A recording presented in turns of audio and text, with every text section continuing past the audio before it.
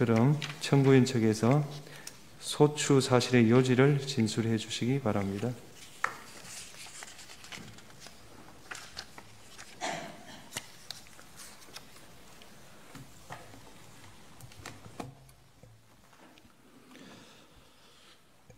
존경하는 헌법재판소 재판관님들께, 국회 소추위원, 국회 법제사법위원회 위원장 정청래입니다.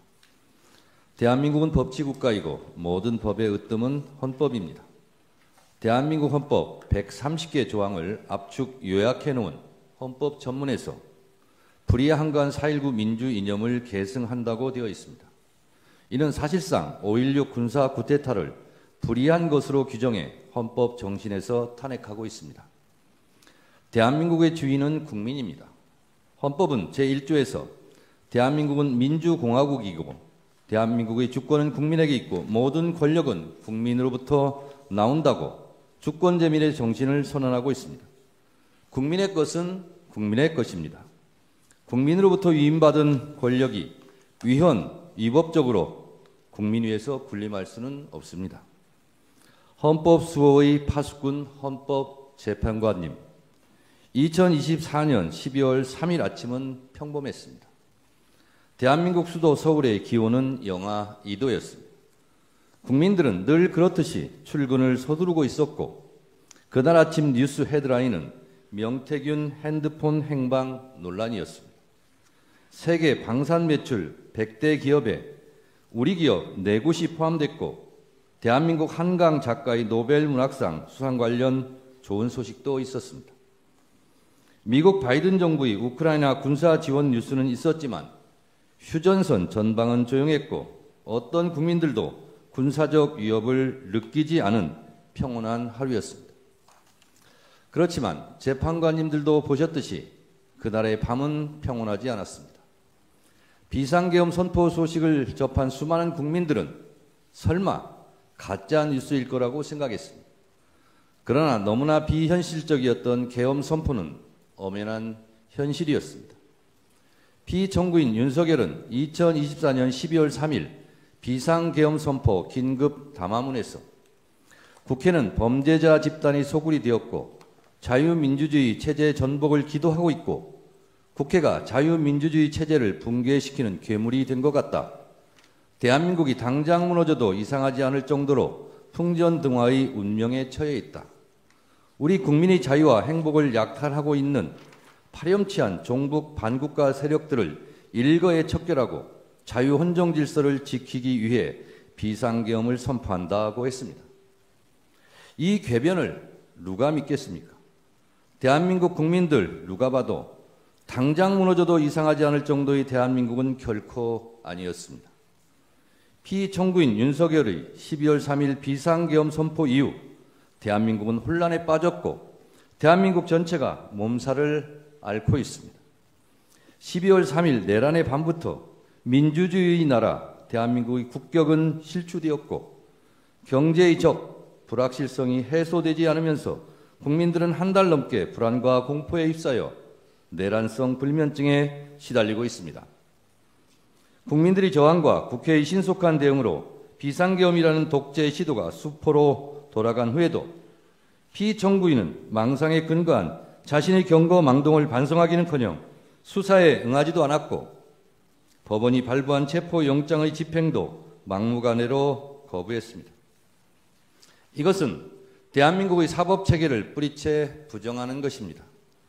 소추위원 이전에 국민의 한 사람으로서 이런 사람이 대한민국 국정의 최고 책임자 자리에 있었다는 것이 참으로 참담합니다. 이 탄핵 심판은 이런 사람을 군 통수권을 행사하는 자리로 다시 복귀시킬 것인지 말 것인지를 결정하는 재판입니다. 그 결론이 어떠해야 하는지는 너무도 자명합니다만 피청구인의 폭거로 빚어진 국가적 혼란 상태가 하루빨리 종식되어야 하므로 신속한 심리를 간곡히 요청드립니다. 헌법 수호 최고의 보루이신 헌법재판관님, 대한민국 국가 경쟁력은 바로 국민입니다. 국민들은 위대합니다. 비상계엄을 소식을 듣자마자 달려나온 국민들께서 국회 본청까지 쳐들어온 계엄군을 막아서고 장갑차 앞에서 온몸으로 저항했습니다. 국민들이 국회의원들이 본청 출입을 도왔습니다. 이처럼 국민들께서 골든타임을 확보해 주신 덕분에 국회의원들이 계엄 해제 요구안을 통과시킬 수 있었습니다. 오늘날 대한민국이 전 세계의 부러움을 받을 정도로 정치, 경제, 그리고 문화적으로 우뚝 서게 된 것은 한국 현대사를 치열하게 살아내신 우리 선조들과 현재를 살아가는 우리들의 합작품입니다. 이토록 자랑스러운 대한민국을 하루아침에 전 세계 웃음거리로 만든 것이 피청구인의 비상계엄 선포였습니다. 그러나 민주주의를 지켜내려는 국민들의 열망으로 피청구인의 독재 기도를 막아낼 수 있었고 세계는 다시 대한민국 민주주의의 놀라운 회복력에 주목하고 있습니다. 이 모든 것이 국민들 덕분입니다. 국민 여러분들께 진심으로 감사드립니다. 존경하는 헌법재판관님, 피청구인은 헌법 제69조에 따라 나는 헌법을 준수하고 국가를 보위하겠다는 선서를 하고 대통령에 취임했습니다. 그러나 피청구인은 헌법을 수호하기는커녕 헌법을 유린했습니다. 대한민국의 헌법과 민주적 시스템을 송두리째 무너뜨리려 했던 피청구인 윤석열을 왜 파면해야 하는지 그 이유를 말씀드리겠습니다. 첫째, 피청구인 윤석열은 계엄의 조건을 위반했습니다.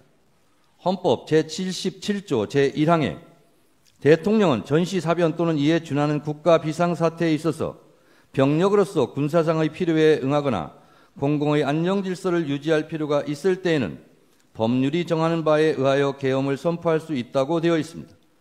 대한민국은 전시 상황도 국가 비상사태도 아니었고 병력으로서 공공의 안정질서를 유지할 만큼 혼란도 없었습니다. 같은 내용을 규정하고 있는 계엄법 제2조 2항도 동시에 위반했습니다. 둘째, 피청구인 윤석열은 계엄 선포의 절차를 위반했습니다. 계엄법 제2조 제5항은 대통령이 계엄을 선포한 때는 국무회의의 심의를 거쳐야 한다. 제6항, 국방부 장관 또는 행정안전부 장관은 국무총리를 거쳐 대통령에게 계엄의 선포를 건의할 수 있다고 되어 있고 헌법 제82조는 대통령의 국법상 행위는 문서로서 하며 이 문서에는 국무총리와 관계 국무위원이 부서한다. 군사에 관한 것도 또한 같다고 되어 있습니다. 현재까지 국무위원들의 증언에 따르면 형식과 절차에 따른 정상적인 국무회의는 없었고 현재로서는 국무회의 문서도 부존재해 보입니다. 이처럼 피청구인이 선포한 비상계엄은 내용에 앞서 절차 면에서도 전혀 헌법과 계엄법을 따르지 않았습니다. 셋째, 국회는 비상계엄이나 어떤 경우라도 침탈할 수 없음에도 불구하고 위헌위법하게 침탈해 국회의 기능을 마비시키려 했습니다. 헌법 제77조 제5항에는 국회가 제적의원 과반수의 찬성으로 계엄의 해제를 요구한 때에는 대통령은 이를 해제하여야 한다고 되어 있습니다. 비상계엄을 해제할 수 있는 곳은 유일하게 국회입니다. 이런 국회의 권한과 권능을 방해하려고 국회를 무장병력으로 봉쇄하려 했습니다. 이는 명백한 국헌문란 행위 내란입니다. 넷째, 피청구인 윤석열의 계엄포고령 1호 제1항 국회와 지방의회, 정당의 활동과 정치적 결사, 집회, 시위 등 일체의 정치활동을 금지한다는 것은 헌법 제77조 3항을 정면으로 위반했습니다. 이 조항 어디에도 국회에 관한 특별한 조치를 할 수 없습니다. 이 포고령 1호는 정치활동의 자유, 정당 활동의 자유를 보장한 헌법 제8조, 언론 출판의 자유를 보장한 헌법 제21조 등을 명백하게 위반했습니다. 다섯째, 계엄군이 중앙선관위를 위헌위법하게 침탈한 것도 사법부의 주요 인사를 체포 구금하려고 했던 것도 모두 헌법과 법률을 위반했습니다. 이는 헌법 제77조 제3항, 형법 제91조, 헌법 제114조를 명백히 위반했고 헌법 제105조, 제106조에서 규정한 사법권의 독립에 정면으로 위반했을 뿐만 아니라 헌법의 삼권 분립 정신에도 위배된다 할 것입니다. 이 밖에도 피청구인 윤석열은 12.3 내란 사태 이후 법관이 발부한 체포영장마저 거부하였고 극히 일부 지지자들에게 기대어 국가 혼란을 부추기고 있고 부정선거라는 망상에 사로잡혀 있습니다. 대통령 관저 농성전 때문에 일촉즉발 무력 충돌 사태까지 염려될 지경이었습니다. 체포되는 순간까지 사법체계를 불인정했습니다. 피청구인 윤석열이 수사기관에 저항하는 것을 보면 헌법 수호 의지가 손톱만큼도 없습니다. 만에 하나 탄핵이 기각되어 피청구인이 다시 대통령직에 복직하면 또다시 제2의 비상계엄을 저지를지 모른다는 의심을 받기에 충분한 언행을 계속하고 있습니다. 피청구인 윤석열은 지금도 비상계엄이 고도의 통치 행위로서 사법심사의 대상이 아니라는 철진한 이론에 기대어 반성과 성찰을 거부하고 있습니다. 피청구인 윤석열은 아직도 자신이 무슨 잘못을 했는지 모르고 있을 뿐만 아니라 계엄과 독재 시도를 정당화시키려는 궤변을 늘어놓고 있습니다. 그를 파면함으로써 하루빨리 대한민국을 정상으로 돌려놓아야 합니다.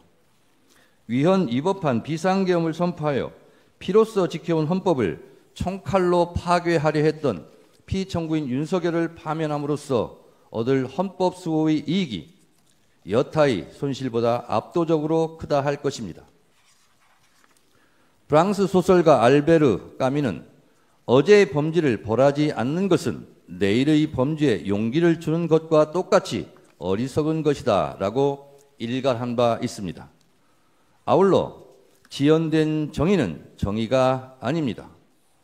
자랑스러운 대한민국 민주주의 역사의 여정에서 돌출된 헌법의 적, 민주주의 적이 다시는 준동하지 못하도록 만장일치로 신속하게 피청구인 윤석열을 파면해 주시기를 바랍니다. 존경하는 헌법재판관님들의 현명한 판결을 기대합니다. 끝까지 경청해 주셔서 감사합니다.